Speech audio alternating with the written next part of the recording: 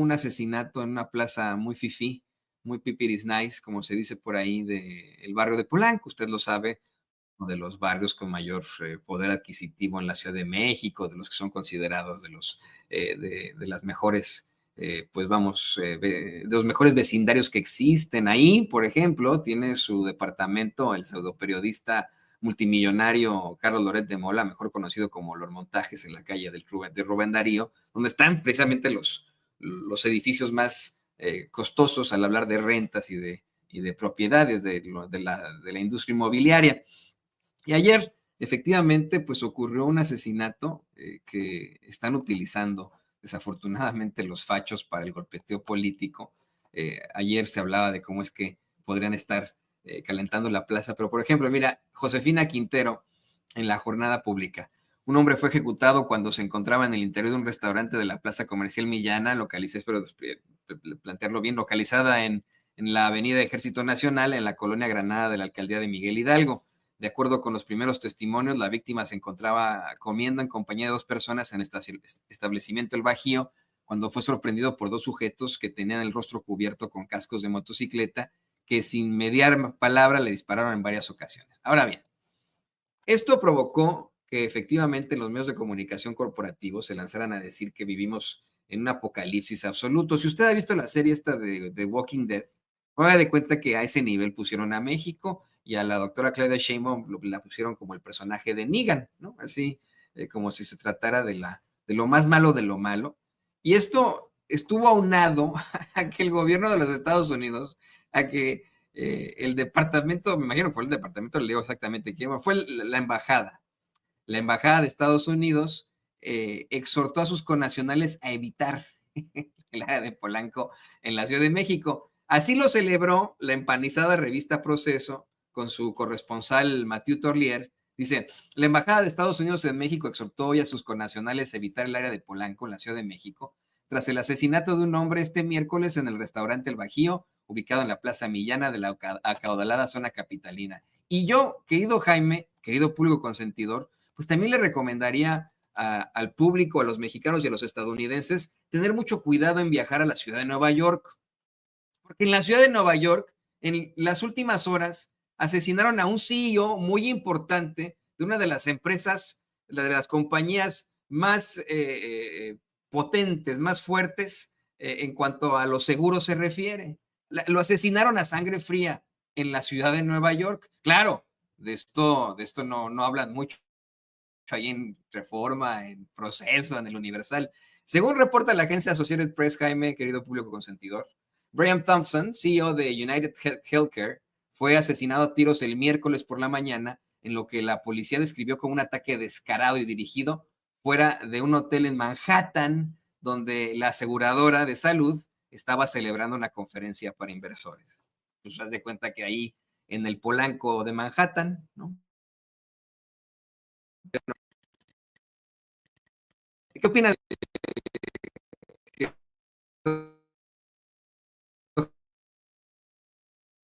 Hola, hola.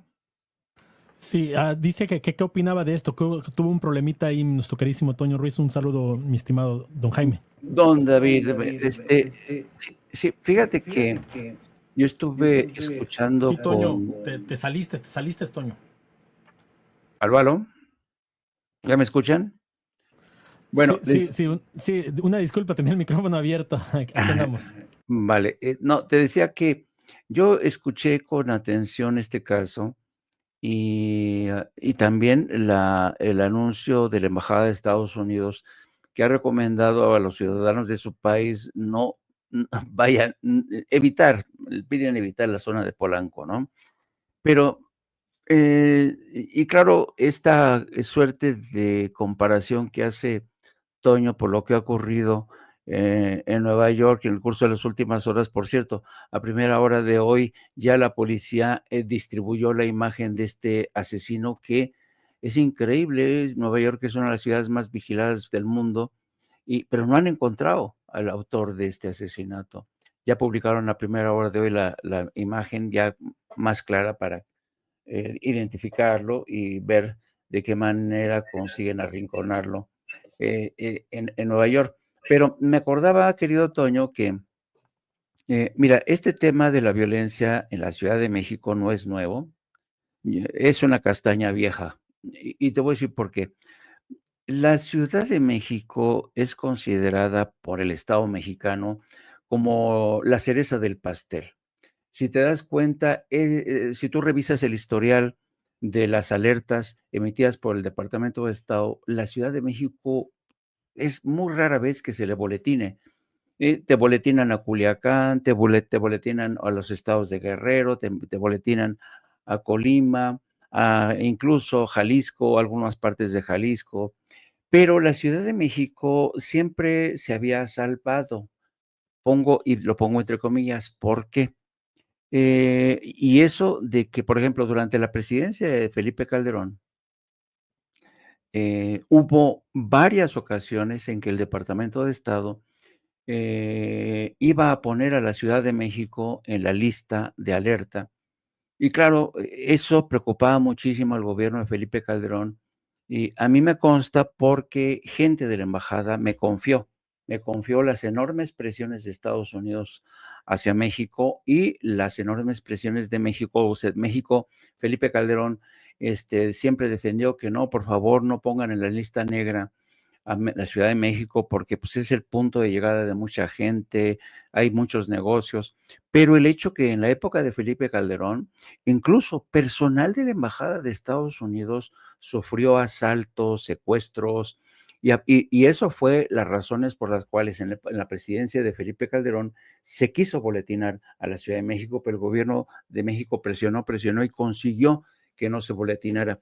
Y es curioso, ¿no? Como la gente con flaca memoria piensan que ahora, cuando siguen ocurriendo este tipo de incidentes, asesinatos, asaltos, que no son nuevos,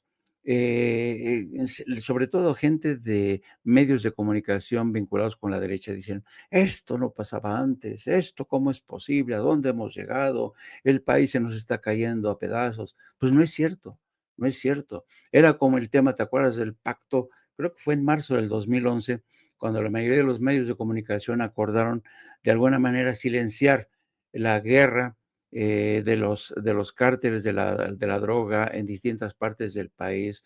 Hubo una autocensura vergonzante de muchos medios, de periodistas como Carlos Lore de Mola, Ciro Gómez Leiva, Joaquín López Dóriga, los directivos del Universal, del Excelsior, Televisa, Azteca, en fin. Pero lo cierto es que, pues miren, la Ciudad de México es una de las urbes del planeta más impresionantes, más impresionantes.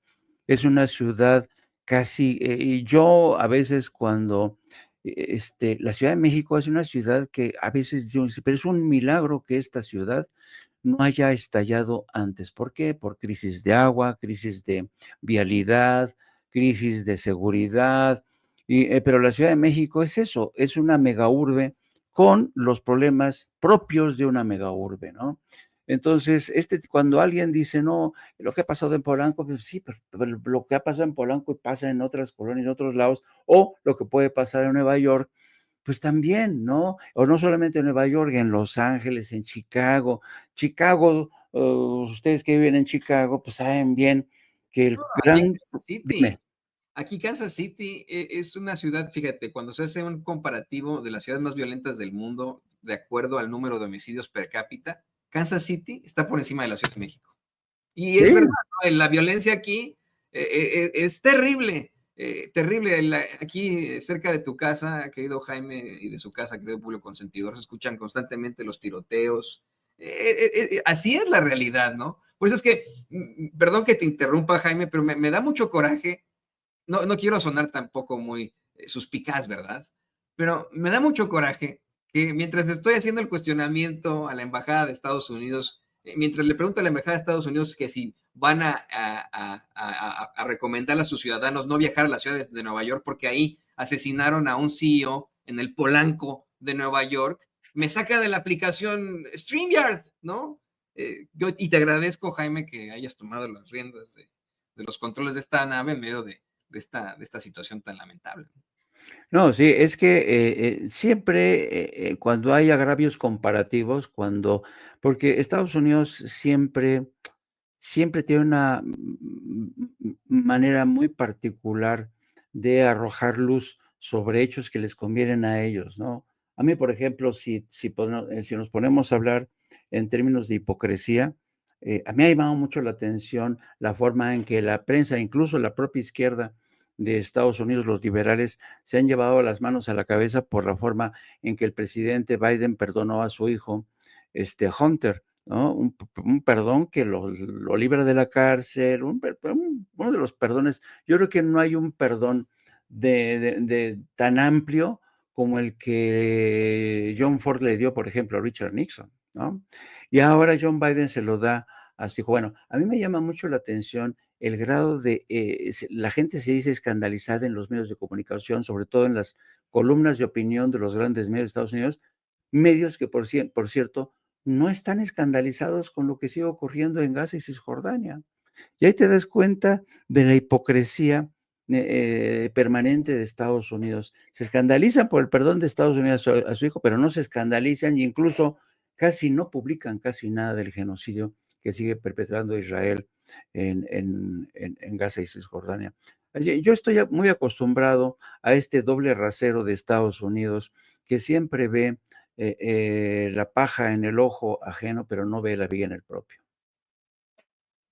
No, así es, así es. Y aparte todo lo justifica, ¿no? Salen a decir que qué bueno que Biden haya perdonado a su hijo y que ojalá antes de que llegue Trump al poder se ponga a perdonar a todos y cada uno de los que serían de alguna otra forma un problema o una problemática para Donald Trump.